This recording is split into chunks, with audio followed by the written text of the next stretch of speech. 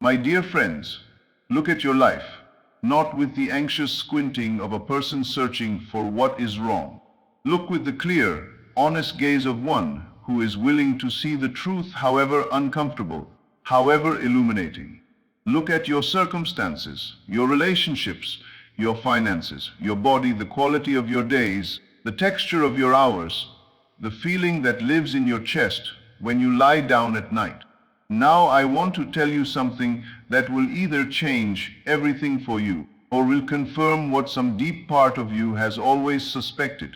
All of it, every last detail of what you see is the outpicturing of what you have consistently, persistently, faithfully attended to. Your life is not happening to you. Your life is happening from you, from the state you inhabit, from the mental dwelling place you call home, from the invisible country of your most habitual thoughts, the ones you entertain not in your grand aspirational moments, but in the quiet, unguarded hours, the ones that murmur beneath the surface when no one is watching, including yourself. This is not a metaphor. This is the mechanics of consciousness operating with the same precise, impersonal lawfulness as gravity. And tonight I want to show you exactly how it works, and more importantly, how to use it with the deliberate authority of one who understands that he is not a passive receiver of a world that was made without him, but an active creator of a world that is made from him. Here is what breaks my heart when I look at the lives of those who are suffering. They are not suffering because the law has abandoned them. They are suffering because they are using the law against themselves with extraordinary faithfulness. The person who is always broke does not lack abundance, they lack the attention to abundance. They have trained their minds through years of habitual focus to dwell in the consciousness of not enough, and consciousness with the blind, magnificent obedience of a law that does not judge and cannot refuse, faithfully constructs more of the same. The person who cannot find love is not unloved by the universe. They have simply given the vast majority of their mental attention to the experience of being unloved, to the memory of rejection, to the anticipatory fear of being hurt again. And so the law, which is no respecter of persons, creates more of the conditions that match that dwelling. The person who fears illness thinks about illness, reads about illness, talks about illness, imagines illness in the dark hours of early morning, and then calls themselves unlucky when illness appears. There is no unlucky, there is only unfocused, or worse, focused precisely on the wrong thing. I am not saying this to blame you. I am saying it to free you, because the same law that has been faithfully manufacturing your limitations will, the moment you redirect your attention with genuine conviction, begin manufacturing your liberation with equal faithfulness. The law has no preferences, it only has precision. And once you grasp that your attention is the most creative force available to you as a human being, you will never feel like a victim of circumstance again. Most people live their lives as though the mind is a passive screen upon which the world projects its images, as though they are the audience and reality is the performance. They wait to see what life will give them, what mood the morning will bring, what circumstances will decide their experience of the day. This is the fundamental error, and everything that follows from it is suffering. Your mind is not a receiver. It is a transmitter. Every thought you think, every image you hold, every feeling you rehearse, every state of being you inhabit, all of it is broadcasting a signal into the creative substance of consciousness itself. And consciousness, faithful, inexhaustible, mathematically precise, receives that signal and constructs accordingly. You are not living in a universe that was assembled before you arrived. You are co-creating with a universe that is assembled from you, from the quality of your attention, the content of your imagination, the states of consciousness you choose to inhabit.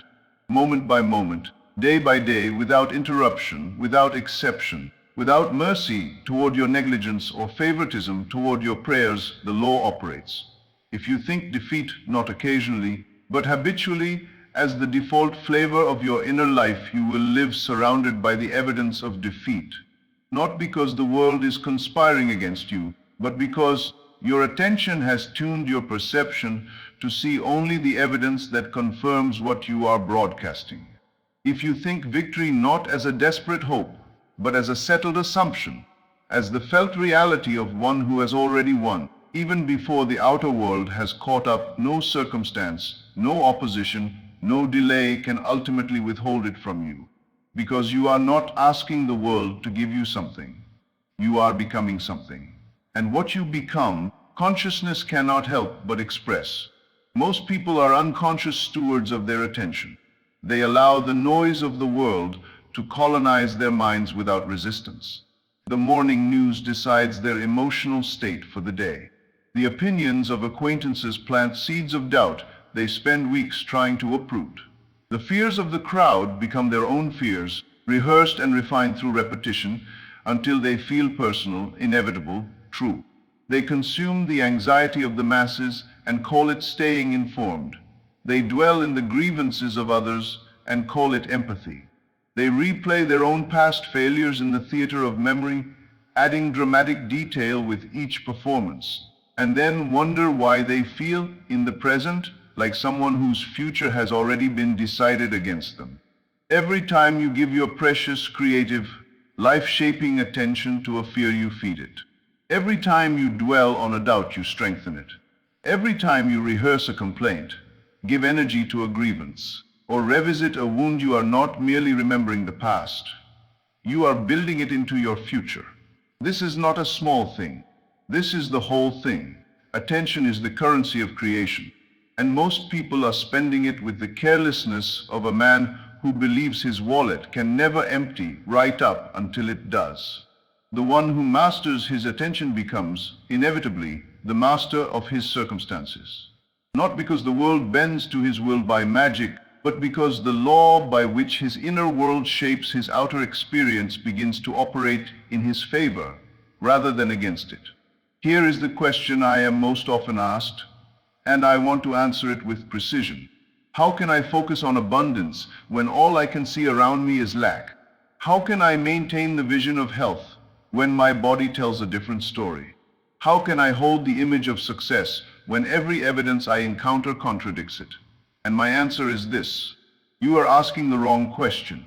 You are asking how you can ignore what is. I am not asking you to ignore anything. I am asking you to understand something far more liberating. What you call what is the current state of your circumstances, your bank account, your body, your relationships, is not the truth of your situation. It is the residue of your past thinking. It is the echo, already fading, of what you used to focus on. It is last season's harvest, rooted in soil you may have already begun to change. The present moment of physical reality always lags behind the present moment of consciousness. What you are building in your imagination and attention right now will not appear in your world until later, sometimes days, sometimes months, sometimes years. But it is being built. It is being built with the same certainty with which a seed planted in darkness is building a tree that has not yet broken the surface. The builder who stands on an empty lot does not despair at the absence of a building. He holds the vision of the building with such clarity, such felt reality, such unshakable conviction, that to him the empty lot is already an architectural fact, waiting to be confirmed by time and labor. The lot is not empty to his imagination, and his imagination is where the building actually begins. This is what the great achievers have always known that the ordinary person does not. They do not wait for conditions to become favorable before they choose to believe. They impose belief upon conditions. They do not consult circumstances to determine whether vision is justified. They consult their vision to determine what circumstances must become. And because consciousness is the substance from which all circumstances are drawn, the circumstances eventually, inevitably comply. I want to give you an image that I hope you will carry with you for the rest of your life. A magnifying glass held steady in sunlight can ignite a fire. The same glass, moved constantly from place to place, a moment here, a moment there, never still, never committed to a single point, produces nothing but scattered light. No heat, no flame, no transformation. Your attention is that glass, your vision is the sun, and the life you desire is the fire that is waiting to be ignited not by more effort, not by more strategy, not by more desperate activity, but by the sustained, committed, unwavering focus of a mind that has decided what it is building and refuses to be moved. The tragedy of most lives is not lack of desire. It is lack of sustained focus. People want success with genuine passion for a day, or a week, or until the first meaningful obstacle appears. Then doubt creeps in.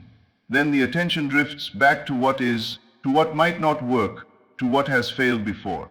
And the glass moves, and the fire never catches.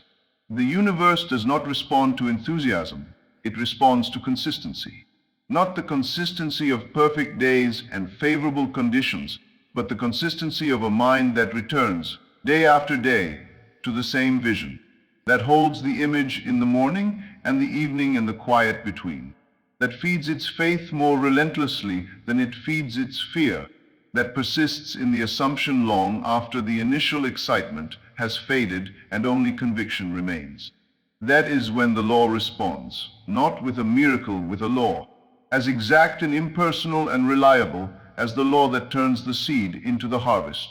There will be a space between the moment you fix your attention on your desire and the moment it appears in your physical world. I want you to understand that space, because how you inhabit it will determine everything. The delay is not punishment. It is not rejection. It is not evidence that the law has failed you or that your desire is unworthy of manifestation. It is preparation. It is the period in which consciousness is arranging the people, circumstances, and convergences that your limited conscious mind could not have orchestrated if it tried. You do not understand the full scope of what is being arranged on your behalf. You see the surface of things, the visible absence of what you desire.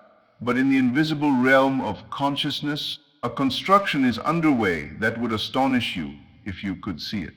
Every day you hold the vision faithfully, you are depositing into an account whose balance you cannot yet see, but which is accumulating with compound precision. What you do during the delay is the test, not because consciousness is watching to see whether you deserve the desire, but because your behavior during the delay reveals whether you have truly assumed the state or merely wished for it from the outside. The one who has truly assumed the end does not become desperate during the delay. They do not abandon the assumption the moment the evidence fails to appear on schedule. They know with the quiet, settled certainty of one who has already accomplished the thing in consciousness, that the physical expression is simply a matter of time. This is the faith I speak of, not the faith that hopes things will work out. The faith that knows the law is operating even when the evidence has not yet arrived. The faith of the farmer in winter, who does not dig up the field in panic because he cannot see the seed growing. He simply knows. And that knowing is itself the most powerful act of creation available to him. Let me be direct with you about something that may be difficult to hear, but which carries within it the seeds of your complete liberation. The universe does not respond to your words. It does not respond to your stated intentions, your written goals, your public declarations of what you are building. It responds to what you are, to the consciousness you actually inhabit. Beneath all the performance, beneath all the aspiration, beneath the persona you present to the world. It is a mirror, precise, impartial, without sentiment. If your words say, I am building abundance, but your feeling says, I do not have enough, and I am afraid, the mirror reflects the feeling. Because the feeling is the state, and the state is what creates. If your goals say, I am committed to this vision, but your habitual attention drifts daily to distraction, doubt, and the consuming opinions of others, the mirror reflects the drift. Because the drift is your true focus, and your true focus is what the law is working with. This is why I tell you that the most important question is not what do I want. Everyone knows what they want. The question that determines everything is what am I consistently being? What is the quality of consciousness I actually inhabit when no one is watching, when the affirmations have been spoken and the motivation videos have ended and the quiet of ordinary life resumes. Because that is what the universe is responding to. There is a threshold between your inner world and the outer world's noise. Most people leave it unguarded. They allow anything through, every fear that drifts past, every doubt that a stranger broadcasts, every piece of evidence that the world is difficult and success is unlikely. They let it all in without inspection, without discernment, and then wonder why their inner world is chaos. You must become the guardian of your own threshold. This is not arrogance. It is not the denial of reality. It is the recognition that your attention is a sacred and finite resource, that every moment you give it to what diminishes you is a moment you have stolen from what is trying to build you. The voices that tell you it is impossible, do they have authority in the domain you are building? Then they do not deserve your attention. The habits that drain your energy before your work begins, are they contributing to the vision? Then they have no place in a life that is serious about its own becoming. The comparisons, the grievances, the rehearsal of what went wrong, the anticipatory anxiety about what might go wrong, none of these are neutral. Each of them is pulling creative energy from the construction of your future and depositing it into the reinforcement of your limitations. Be ruthless here, not harsh ruthless, because your destiny requires it. Because every great thing that has ever been built by a human being was built by someone who learned to say no to 1,000 distractions, so that they could say yes to the one thing that mattered. Examine everything that competes for your attention. Weigh it against a single standard. Does this move me closer to the person I am becoming, or further away? There is no neutral ground. Everything either adds to the vision or diminishes it. Everything either feeds the fire or scatters the light. Here is something of extraordinary importance that I want you to understand about the nature of your own mind. The subconscious, that vast, creative, tireless intelligence that operates beneath the surface of your conscious awareness, does not evaluate your focused thoughts. It does not ask whether they are deserved, whether the timing is right, whether you have proven your worthiness. It simply accepts the images and states you consistently present to it, and begins, with the thoroughness of a master builder following a blueprint, to construct the corresponding reality. It cannot distinguish between what you want and what you fear if you are giving both the same intensity of sustained attention. It responds to repetition and emotional charge. It responds to what you dwell upon,